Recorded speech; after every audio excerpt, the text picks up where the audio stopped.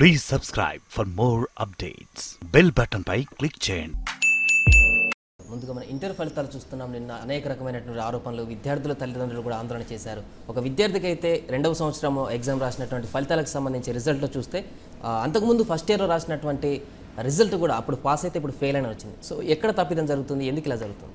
అంటే ఇప్పుడు ఈ ఒక్క రకమైన తప్పు కాదు ఇది. ఇప్పుడు అనేక రూపాల్లో ఈ తప్పులు మనకు పత్రికల్లో వస్తున్నాయి.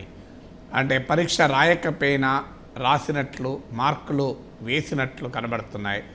బాగా టాపర్స్ కూడా సడన్గా ఒక సబ్జెక్ట్లో ఫెయిల్ అయినట్లు కనబడుతున్నాయి. ఎందుకంటే ఇప్పుడు ఇంటర్మీడియట్ ఫస్ట్ ఇయర్లో ఒక సబ్జెక్ట్లో 95% వచ్చిన స్టూడెంట్ సెకండ్ ఇయర్లో 10 మార్క్స్ రావు. ఎందుకంటే ఆ రేంజ్ కంటిన్యూ అవుతుంది. ఆ రకమైన తప్పులు కనబడుతున్నాయి. పరీక్ష రాసినా రాయనట్లు, రాయకపోయినా రాసినట్లు, ఇలా అవకతవకలు జరిగినట్లుగా మనకు వార్తలు వస్తున్నాయి. అయితే ఈ వార్తలకు ఇబ్బంది ఎక్కడ వస్తుంది అంటే, అధికారులు ఎప్పుడైతే సరిగా స్పందించరో సహజంగా అనుమానాలు మరింతగా పెరుగుతాయి. అధికారుల స్పందన చేస్తే 10 లక్షల మంది పరీక్ష రాసినప్పుడు ఎన్నో కొన్ని జరుగుతాయి కదా అనే ఒక క్యాజువల్ యాటిట్యూడ్ కనబడింది. అది ఎప్పుడు కూడా సరైనది కాదు. 10 లక్షలు రాయనియండి, 20 లక్షలు రాయనియండి, ఇది విద్యార్థుల జీవితాలు. ఒక్కరికి కూడా జరగకూడదు తప్పు. ఒక్కరు జరిగినా కూడా ఒక్క విద్యార్థి జీవితం అంతా ఆ ఫలితం వెంటాడుతుంది. అందువల్ల ఈ లాజిక్ 10 లక్షలు రాసినప్పుడు తప్పులు ఉండవా అంటే 3 కోట్ల మంది ఓట్లు వేసినప్పుడు 10 లక్షల ఓట్లు గల్లందు కావా అన్నట్టే ఉంటుంది. ఇప్పుడు ఎలక్షన్ కమిషన్ సారీ చెప్పినట్టు ఉంటుంది. ఎలక్షన్ కమిషన్ కూడా అదే అన్నది. 3.5 కోట్ల ఓటర్లను మేము నమోదు చేసుకుంటే ఇప్పుడు 10 లక్షల ఓట్లు పోతాయి అంటే మనం ఒప్పుకుంటామా? అందువల్ల 10 లక్షల మంది రాస్తారా, ఎన్ని లక్షల మంది రాస్తారా కాదు. ఎక్కువ మంది రాస్తే వాళ్ళకి తగ్గట్టు మీరు వ్యవస్థలను ఏర్పాటు చేసుకోండి. ఆ వ్యవస్థలను ఏర్పాటు చేసుకోకుండా మీరు ఈ క్యాజువల్ యాటిట్యూడ్ అంటే ఒక విద్యార్థి కానీ, విద్యార్థి తల్లిదండ్రులు కానీ ఆవేదనతో వచ్చినప్పుడు సమాధానం సంతృప్తికరంగా ఉండాలి. దానికి ఒక పరిష్కారం ఉండేలా ఉండాలి. మీరు రీవాల్యుయేషన్ పెట్టుకోండి, మేము చూస్తాం, రీవాల్యుయేషన్ పెట్టుకోవడం పరిష్కారం కాదు. తప్పులు జరుగుతాయి, రీవాల్యుయేషన్ చేసుకోండి అని కాదు. తప్పులు జరగకుండా ఉంటాము. ఏనా ఎక్కడైనా మీకు అనుమానం ఉంటే రీవాల్యుయేషన్ అనేది కరెక్ట్ తప్ప, రీవాల్యుయేషన్ ఉంది కదా, revaluation does not legitimise mistakes. Revaluation ఉంది కనుక మేము తప్పులు చేసుకుంటూ పోతామంటే అది ఎక్కడ యాక్సెప్ట్ చేసేటువంటి పరిస్థితి ఉండదు. తర్వాత వార్తల్లో వస్తున్నది ఏంటంటే, గతంలో అనుభవం ఉన్న సాఫ్ట్వేర్ కంపెనీకి కాకుండా కొత్త వారికి ఇచ్చారనేది వస్తుంది.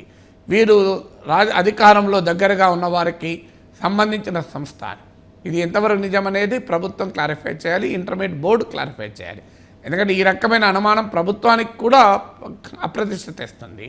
దానిపైన రాజకీయంగా కూడా ఇప్పుడు కమిషనర్ను టార్గెట్ చేయడం, కమిషనర్ను పైన అటాక్ చేయడమే కాదు, ఇష్యూ వ్యక్తిగా కాదు, వ్యవస్థలో ఉన్న లోపాలేంటి వాటిని సరిచేయడానికి ఇంత గందరగోళం జరుగుతుంటే పొలిటికల్ రెస్పాన్సిబిలిటీ కూడా సంబంధిత మంత్రి తీసుకోవాలి, ప్రభుత్వం తీసుకోవాలి. ఎందుకంటే మంత్రిని మనం ఆయన వచ్చి తప్పులు రాశాడని అనం.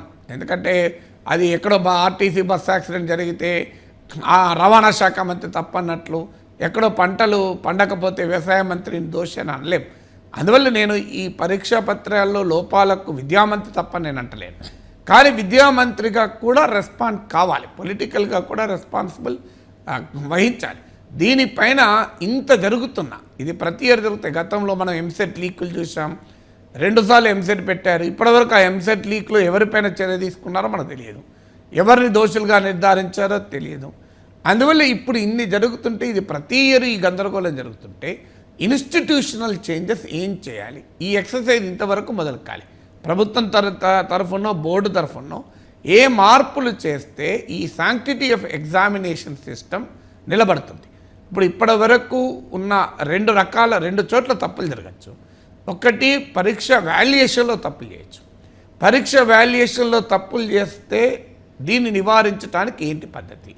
దీనికి అంటే ఎగ్జామినర్ ఏమైనా తప్పు చేస్తున్నాడా, ఎగ్జామినర్ ఇర్రెస్పాన్సిబుల్గా వాల్యూ చేస్తున్నాడా, దానిపైన చెక్స్ అండ్ బ్యాలెన్సెస్ ఆల్రెడీ ఉన్నాయి. ఇప్పుడు చీఫ్ ఎగ్జామినర్ అని, అసిస్టెంట్ ఎగ్జామినర్ అని వ్యవస్థ ఉంది.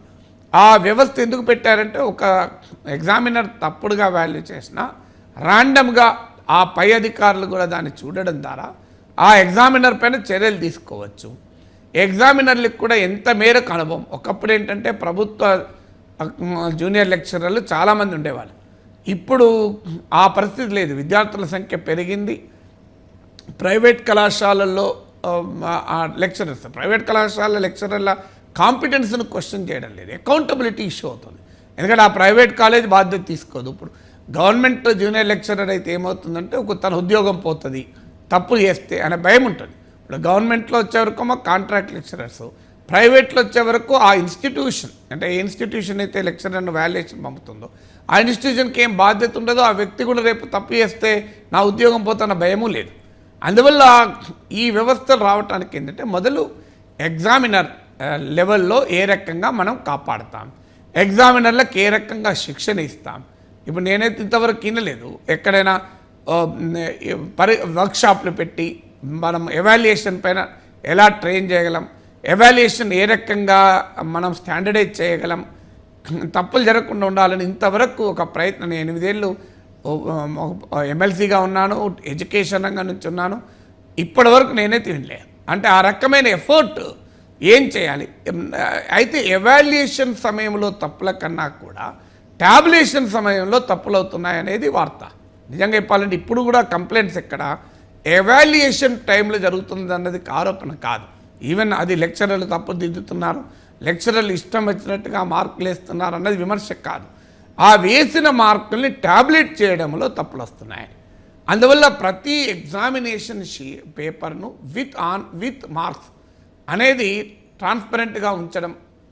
అంటే ఎక్కడైనా మార్కులు తప్పేస్తే, అంటే టీచర్ దిద్దిన దానికి మెమోకు తప్పొచ్చిందనుకోండి, అది ఓపెన్గా బహిరంగంగా ఉన్నప్పుడు 10 లక్షల మంది విద్యార్థుల మార్కులు పేపర్ మీద ఏమున్నాయి, మెమోలో అవే ఉన్నాయా, వీటిని వెరిఫై చేయడం అనేది ఈ అధికార వ్యవస్థ చాలా కష్టం. 10 లక్షలు కనుక. కానీ ఈ 10 లక్షల పేపర్లను ఇవాళ ఇన్ఫర్మేషన్ టెక్నాలజీ ఉపయోగించుకొని 10 లక్షల పేపర్లు, వాటికి ఎగ్జామినర్ వేసిన మార్క్స్, అవార్డు చేసిన మార్క్స్ బహిరంగంగా ప్లేస్ చేస్తామనుకోండి, అప్పుడు ప్రతి విద్యార్థి వెరిఫై చేసుకుంటాడు తన మెమోలో ఎన్ని వచ్చాయి, ఆడ నన్ను పేపర్ దిద్దిన వారు ఎన్ని వేశారు, అసలు ఒక క్వశ్చన్ దిద్దకుండానే వదిలేశారా, అప్పుడు విద్యార్థులే వెరిఫై చేసుకొని ప్రశ్నించడానికి అవకాశం ఉంటుంది.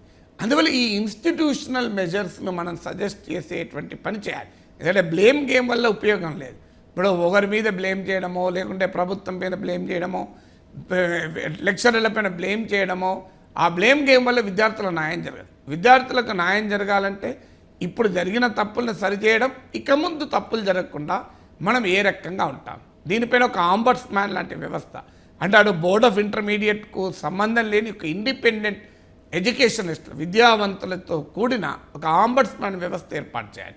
పేరెంట్స్ కానీ, టీచర్స్ కానీ, స్టూడెంట్స్ కానీ, ముఖ్యంగా పేరెంట్స్కు, విద్యార్థులకు కానీ, విద్యా సంస్థలకు కానీ ఏమైనా కంప్లైంట్స్ ఉంటే ఈ ఆంబడ్స్మ్యాన్ దృష్టికి తీసుకురావడం. ఎందుకంటే మేము board of intermediate revaluation apply చేస్తాం, రీవాల్యుయేషన్ కూడా అన్నీ వచ్చినాయి అంటారు, మేమేం చేయాలని విద్యార్థులు అంటున్నారు. సో విద్యావేత్తలతో కూడిన, స్వతంత్ర విద్యావేత్తలతో కూడిన ఒక ఆంబడ్స్మ్యాన్ వ్యవస్థను బోర్డ్ ఆఫ్ ఇంటర్మీడియట్ ఏర్పాటు చేయడం ద్వారా పేరెంట్స్కు, స్టూడెంట్స్ కూడా కాన్ఫిడెన్స్ వస్తుంది.